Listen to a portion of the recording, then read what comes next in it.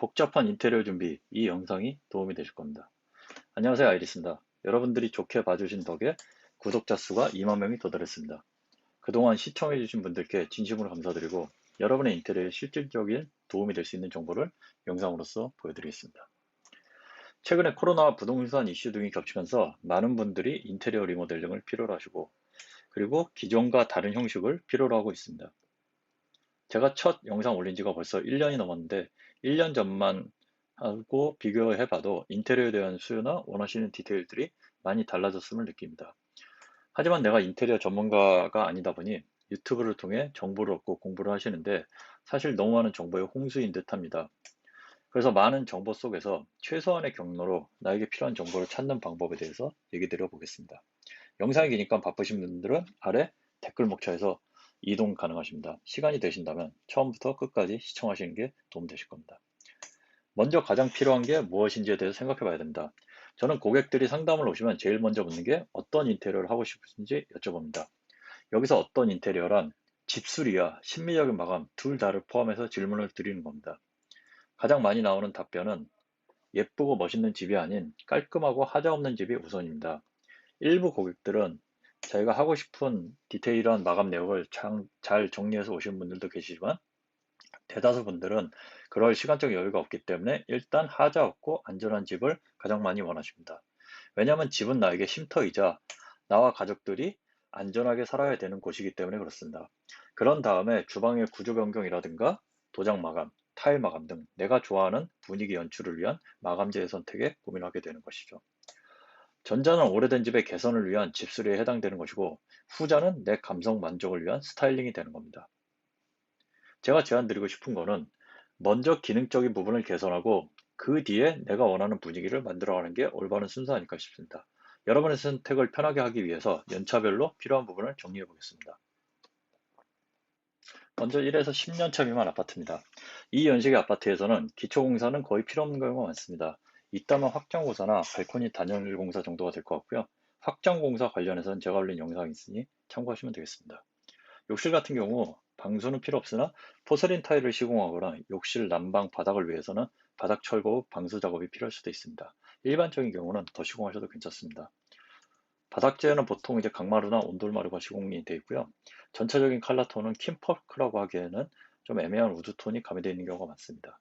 최근 분양되었던 헬리오시티나 마포자이 같은 대단지 브랜드 아파트를 가봐도 아쉽지만 딱히 마감이 좋다고 느낀 적은 없었습니다. 이 연식의 아파트에 입주를 할 때는 기초공사보다는 내가 원하는 심미적 마감에 집중하시는 게 좋을 듯 하고요.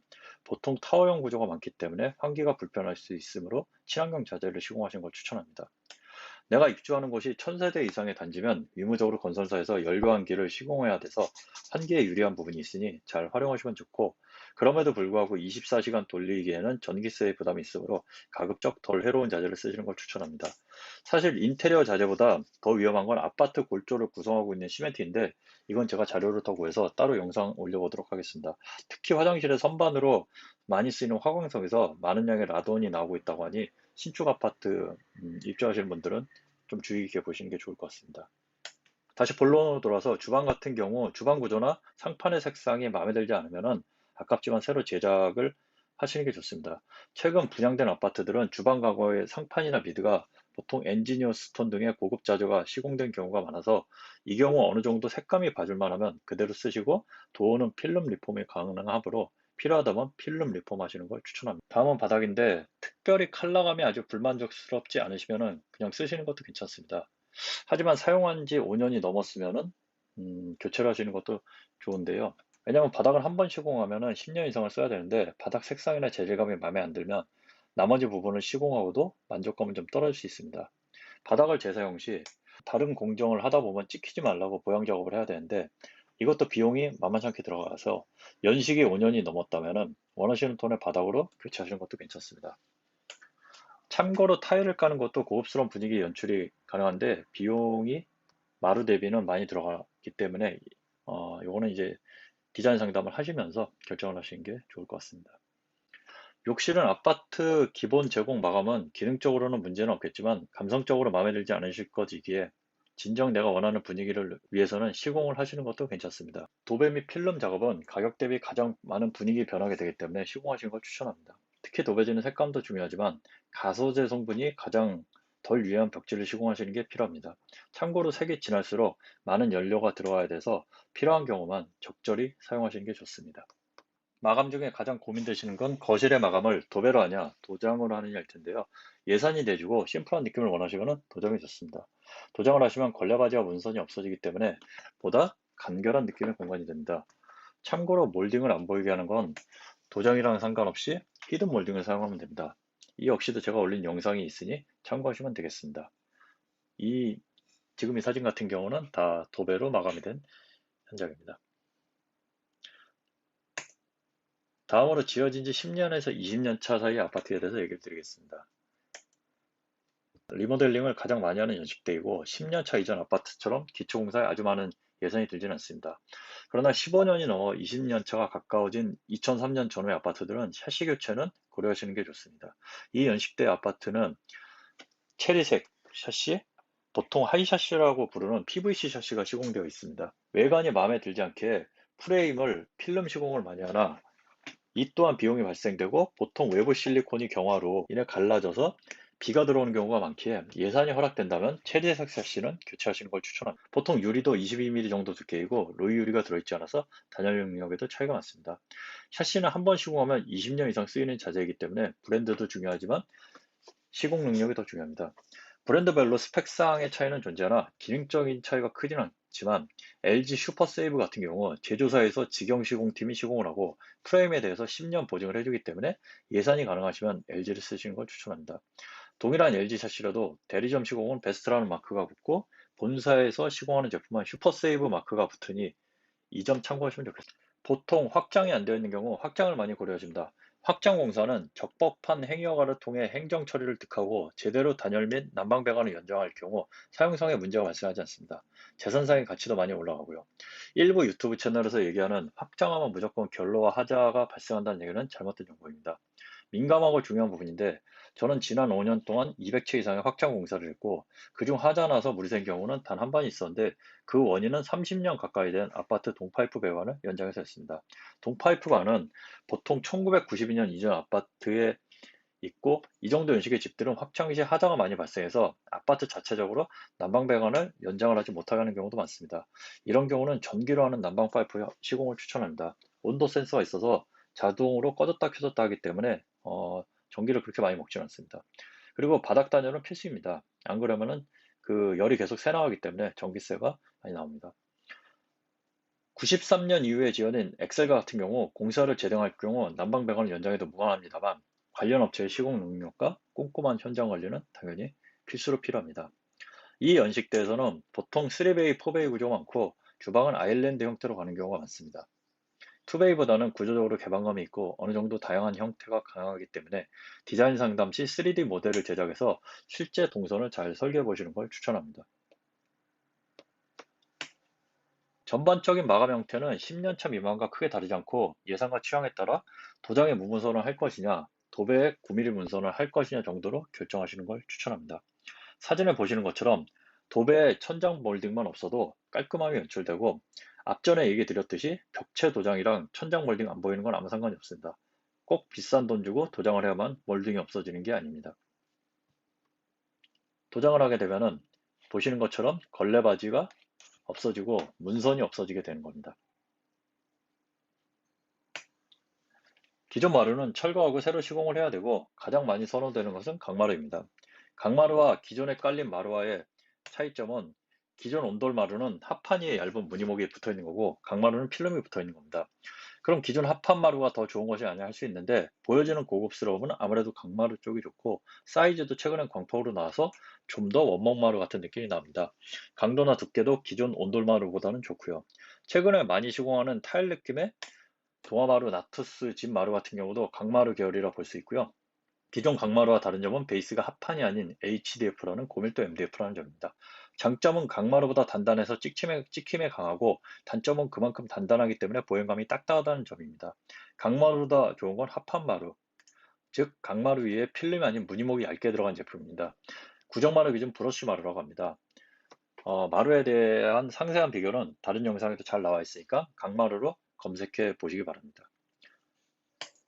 이보다 상위 제품은 원목 마루가 있습니다. 브러쉬 마루랑 같은 형식인데 얇은 무늬목이 아닌 실제 원목이 1mm에서 3mm 정도 합판 위에 올라가는 구조입니다. 장점은 브러쉬 마루보다 광폭이고 원목층이 좀 더 두껍기 때문에 보행감 및 심미적인 부분이 좋습니다. 저렴하게는 구정마루 제품이 있고 비싼 제품은 중국 및 이태리 수입 제품이 있습니다. 실크도배 중에는 친환경적인 제품으로 LG 지아 제품을 추천합니다.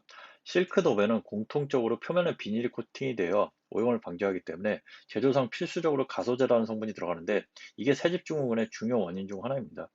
LG 지아 벽지는 표면을 옥수수 추출물로 한 번 더 코팅을 하고 가소제도 좋은 걸 쓴다고 합니다.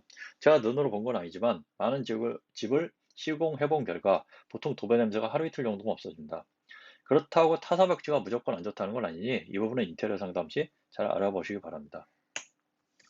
화장실은 비용을 줄이기 위해서는 300, 600 사이즈의 타일을 더 시공하는 게 좋습니다. 단 젠다이 시공 시 배관 연장이나 조정을 할 때 하자 안 나게 잘 시공을 해야 되고 특히 양변기 밑에 오수관은 연장하지 않을 경우 차후 냄새가 올라올 수 있으므로 시공에 주의를 해야 됩니다.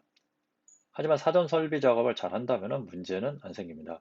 그리고 바닥 덧시공을 할 경우 슬리퍼는 문에 걸리므로 감안하시는 게 좋습니다. 예산이 괜찮다면 방수는 새로 하시는 걸 추천합니다. 방수를 새로 하시게 되면 바닥에 난방 배관을 연장할 수 있고 신축 아파트 화장실처럼 늘 따뜻하고 건조가 잘 되므로 세면기까지는 슬리퍼를 신지 않아도 됩니다. 욕조는 아이들이 있거나 이벽을 좋아하신 경우는 시공하셔도 좋고 많이들 선호하시는 조정 욕조는 아이가 어린 경우는 조금 비추천이고 물이 좀 빨리 식는다는 단점이 있습니다. 그래도 심미적인 부분이나 샤워가 편하기 때문에 요즘은 많이 시공하는 편입니다. 방수는 기본적으로 액체 방수를 먼저 하고 완전히 건조된 후 2차 도막 방수를 해야 됩니다. 보편적으로 누수는 코너 쪽에서 많이 발생하므로 코너 부분에 도막 방수를 먼지를 잘 제거하고 시공을 해야 합니다.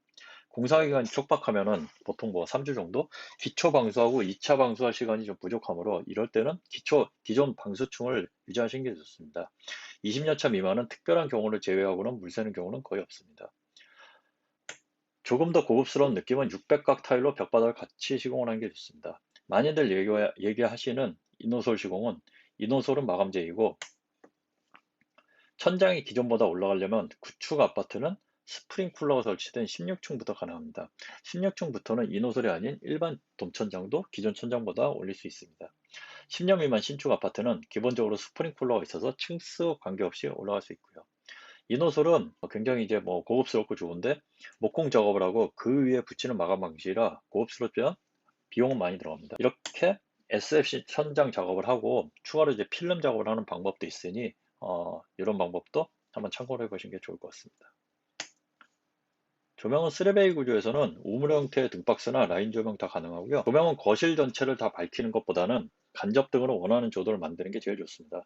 최근의 추세는 직부등은 안 달고 비어드 등과 실링팬도 많이들 하시니까 내 취향에 뭐가 맞을지는 잘 상담하고 결정하시면 됩니다. 주거의 조명은 직접적으로 밝지 않으면서 내 시선이 가는 부분이 밝은 게 가장 이상적입니다. 이제 20에서 30년 차입니다. 이 연식의 집들은 심미적보다는 일단 집의 기본 틀을 개량하는 게 가장 중요합니다. 먼저 샤시 교체는 필수입니다. 대부분 알루미늄 창과 나무 창호이기 때문에 단열 능력이 많이 안 좋습니다. 아무리 저렴한 샤시라도 지금보다는 무조건 좋기 때문에 예산에 맞는 샤시를 선택하시면 되고 그린 리모델링을 이용하면 60개월 동안 2% 미만으로 할부도 가능합니다. 이 경우 로이 유니는 필수로 들어가고요. 단 브랜드보다 시공력이 더 중요하므로 무조건 저렴한 데보다는 꼭 시공을 제대로 하고 AS가 보증되는 데서 하시길 바랍니다. 그리고 보통 외벽 갈라진 곳이 많아서 장마 때 비가 새들어온 경우가 많으니 외벽도 점검하시고 필요하시면 관리실에 외부 벽 코킹을 요청하시는 게 좋습니다. 거실의 천장은 보통 치우쳐져 있는 경우가 많으므로 철거 재시공을 하든지 석고 덧시공을 해서 시든 멀딩을 시공하시는 걸 추천합니다. 특히 구축에 시스템 에어컨을 설치할 경우 16층 미만은 단위 내려와야 되기 때문에 에어컨 배관이 지나가야 돼서 기존 거실 천장은 아예 철거를 한 다음에 전체적으로 재시공을 하시는 걸 추천합니다. 방은 구멍을 내서 배관을 뺄 수도 있기 때문에 더 시공하셔도 됩니다. 어떤 수평을 좀 잡아주고 외벽에 붙어있는 단열 벽체는 철거 후 재시공하는 걸 추천합니다. 보통 많이 보신 흰색 스티로폼은 별로 단열 효과가 있지 않습니다. 단열재는 아이소핑크를 쓰시는 걸 추천드립니다. 아이소핑크는 등급이 있는데 보편적인 자재상에는 3호 정도뿐이 없습니다. 가급적 1호나 특호로 쓰시는 걸 추천드립니다. 밀도나 단열 능력이 많지가 않더라도 차이가 납니다. 여기 보시면은 특호는 25 이상, 3호는 10 이상. 이거는 이제 단단함을 얘기하는데 특호가 훨씬 더 단단하고 좀 무겁습니다. 모 채널에서 강조하는 비도어 이중 3호는 최근 아파트 신축에 많이 쓰이는 자재로 아이소핑크보다 두꺼운 걸 써야지 같은 단열 능력이 있습니다. 여기 보시면은 핑크보드 특호는 0.29 이하, 비드법 보온판 1호는 0.030인데 뭐 채널에서 얘기하는 3호 같은 경우는 0.034겠죠. 굳이 단열 능력이 떨어지는 거를 조금 더 저렴하다고 쓸 이유는 없다고 봅니다. 아이소 특호를 쓰던 비드법 3호를 쓰던 기존의 흰색 스티로폼보다는 뭐 단열 능력은 월등히 좋으니 하자 안 나게 폼작업 꼼꼼하게 잘하는 게 더 중요합니다. 그리고 제일 문제되는 게 이 은박 열반사 단열재인데요. 이거는 실내에 시공을 했을 경우 습이 빠져나가지 않고 이 안에서 머물기 때문에 저렇게 안에서 썩어 들어갑니다. 원래 열반사 단열재라는 건 말 그대로 햇빛을 반사하는 게 주 목적이기 때문에 가장 중요하게 시공돼야 될 부분은 보통 이제 뭐 건물의 외벽 쪽, 특히 이제 지붕 쪽에 시공을 해야 되는 자재인데 어느 순간부터 이게 무슨 뭐 실내 쪽에 효과가 있다고 많이 시공을 했는데 뭐 이런 식으로 안에서부터 썼기 때문에 이거는 가급적 시공을 안 하시는 게 좋은 자재입니다. 바닥 같은 경우도 저 열반사 깔고 많은 경우가 많은데 조금 더 이제 바닥을 까내가지고 이보드 특호로 꼭 13T에서 23T 정도로 깔아주신 게 단열 능력에서는 월등히 도움이 되실 겁니다. 발코니 외벽은 보통 이보드로 시공을 하고 그 위에 탄성 코트 마감을 많이 합니다. 23T나 뭐 필요에 따라서 33T 제품을 쓰시는 게 좋고 33T 특호는 거의 유통이 잘 되지 않기 때문에 미리미리 자재상을 소비하시는 게 좋을 겁니다. 이것도 두께가 중요한 게 아니고 벽면에 완전히 밀착되지 않은 경우 그 안에 습이 차고 나중에 이제 떨어질 수 있습니다. 시공 방법에 대해서 잘 숙지하시는 게 중요하고요. 이런 식으로 폰본드를 꼼꼼하게 전체적으로 다 두른 다음에 네, 잘 붙여줘야 됩니다. 이 연식대 아파트에서는 전기 콘센트 이설 작업도 굉장히 많습니다. 가벽을 치지 않으면 일일이 콘크리트를 파서 배선 매립을 해야 되고 이 작업이 굉장히 시끄럽고 어렵기 때문에 꼭 도면 작업 때 잘 민원을 해야 됩니다. 주방은 투베이 구조는 폭이 없어하기 때문에 키친핏 냉장고가 거의 필수입니다. 드라마틱한 동선 변경은 여러 채널에서 잘 나와 있으니 참고하시면 좋을 것 같고 나에게 맞는 게 어떨지는 이런 식으로 이제 3D 모델로 설계를 해서 실제 동선에 대해서 잘 민원을 해보시는 게 좋을 것 같습니다. 상부장의 하부 조명은 의외로 굉장히 필요합니다. 하시는 걸 꼭 추천드리고요. 주방의 미드는 상판과 같은 대리석을 시공하면 좋은데 가격이 많이 올라가서 1200, 600 타일을 시공하는 것도 추천합니다. 600, 600 타일도 괜찮고요. 이런 오른쪽 사진 같은 경우 만약에 뭐 이런 부분을 인조대소로 다 마감을 한다면은 비용이 굉장히 많이 나오실 겁니다. 자, 요게 지금 인조 대리석을 이제 중간 미드 부분까지 올린 거고요.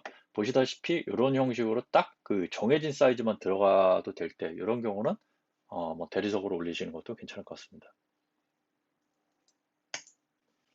바닥은 보통 바닥이 좋은 경우도 아닌 경우도 있기 때문에 가급적 사이드 쪽은 수평 몰탈로 바닥 수평을 잡는 게 좋습니다. 특히 거실과 방 사이 단차지는 경우가 많으므로 나중에 바닥 시공하고 도어를 달았을 때 문이 안 열린다거나 이제 뭐 너무 들떠 보인다거나 하는 그런 경우가 많습니다.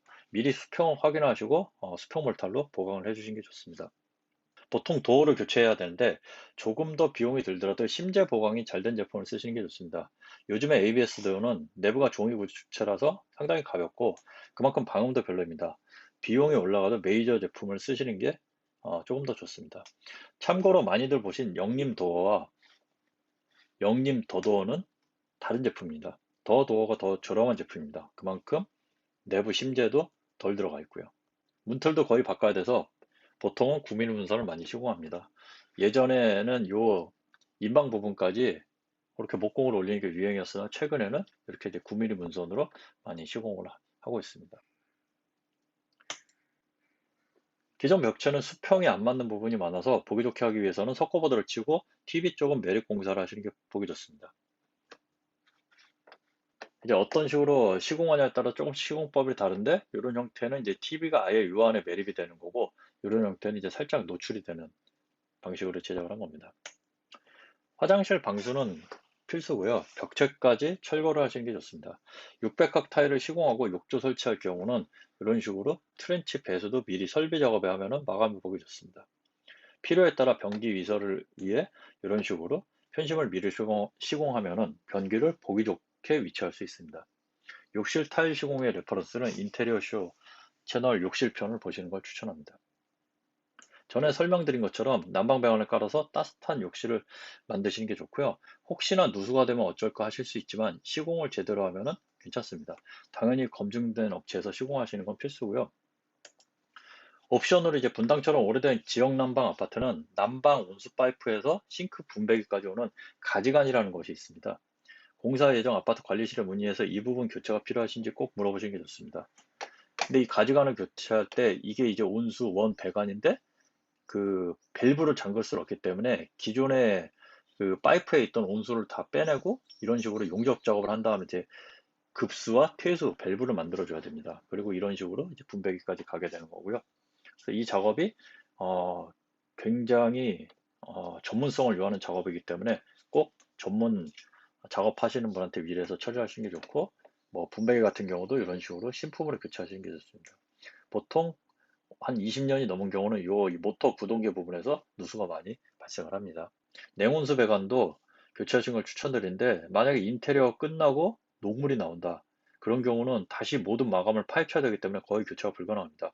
꼭 해당 관리실에 문의하시고 이 부분에 대해서 인테리어 상담 시 교체가 필요한지 짚고 가시는 게 좋을 것 같습니다.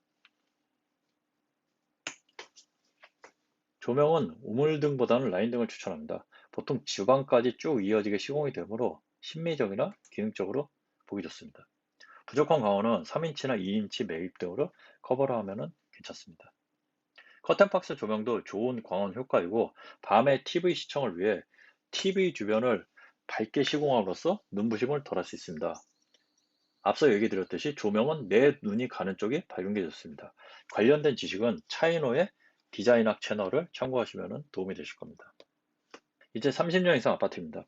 전반적인 공사 내용들은 전작들과 비슷하지만 가장 중요한 건 난방 배관 교체 여부입니다.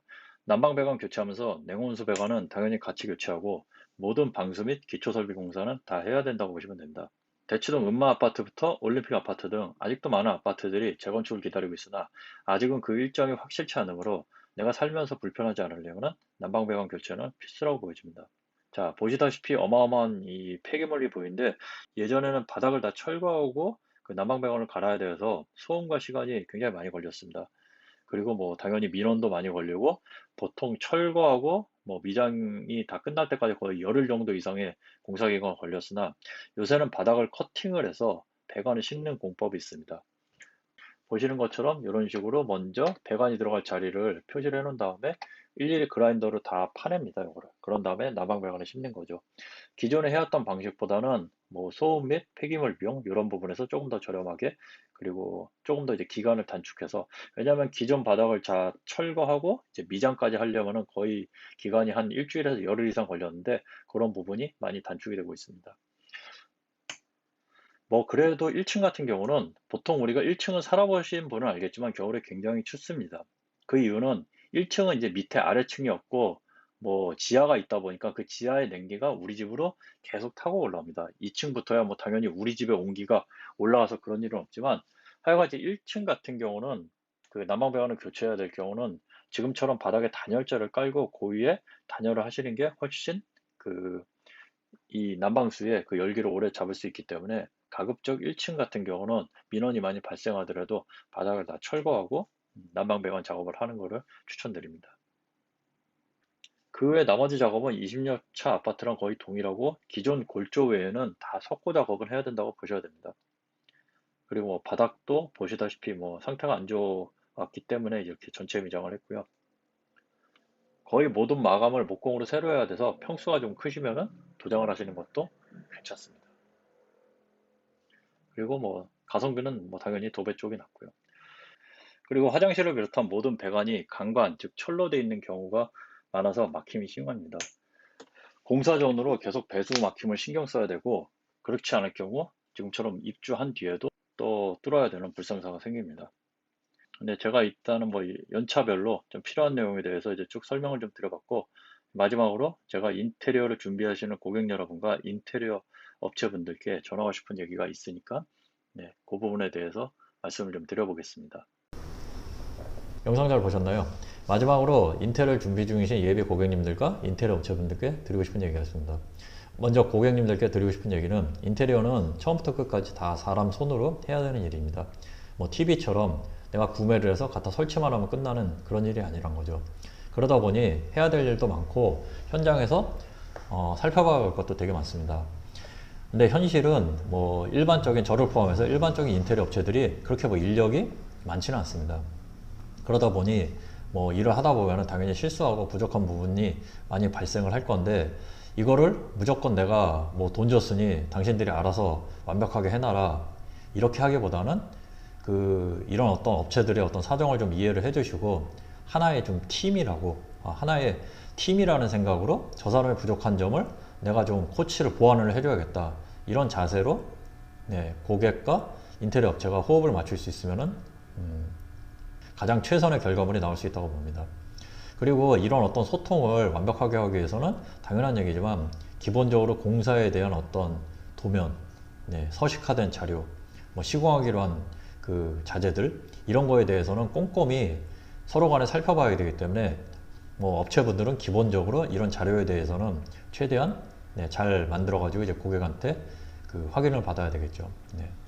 이런 어떤 좀 작은 노력들이 모여야지 좀 좋은 결과물이 나올 수 있는 거고, 인테리어 업체분들한테 드리고 싶은 얘기는, 뭐 주제 넘은 얘기지만, 이제는 구슬이 서마려도 껴야 보배가 되는 세상이기 때문에, 제가 드리고 싶은 얘기는 내 어떤 작업의 히스토리들을 블로그로 꾸준히 홍보를 하시는 걸 좀 추천드립니다. 왜냐하면 블로그란 거는 말 그대로 이제 내 어떤 행적에 대한 기록이기 때문에, 고객분들은 이 업체가 잘하는지 못하는지를 그런 어떤 블로그의 자료들을 통해서 판단할 수 있기 때문에, 저는 블로그가 뭐 돈도 안 들어가고 가장 좋은 소통의 수단이라고 생각합니다. 물론 뭐 블로그나 인스타 꾸미기에만 연연하고 뭐 공사는 뒷전으로 하는 업체도 없지 않아 있겠지만, 저는 그래도 블로그로 성실히 하는 업체라면은 뭐 적어도 현장도 그렇게 개판치지는 않을 거라고 생각을 합니다.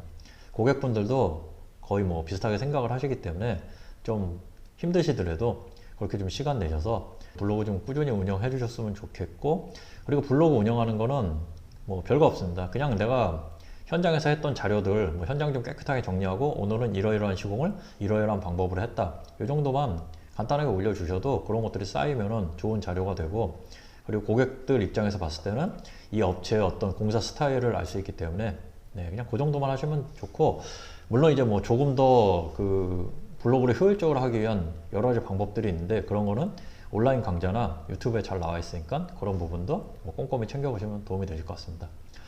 네, 그럼 주제 넘은 소리는 여기까지 하고, 뭐 나름 이제 2만 구독자를 기념해가지고 이런 영상을 좀 찍어봤고요. 앞으로도 도움되는 영상 네, 열심히 잘 만들어 보겠습니다. 네, 다시 한번 2만 구독자 달성 감사합니다.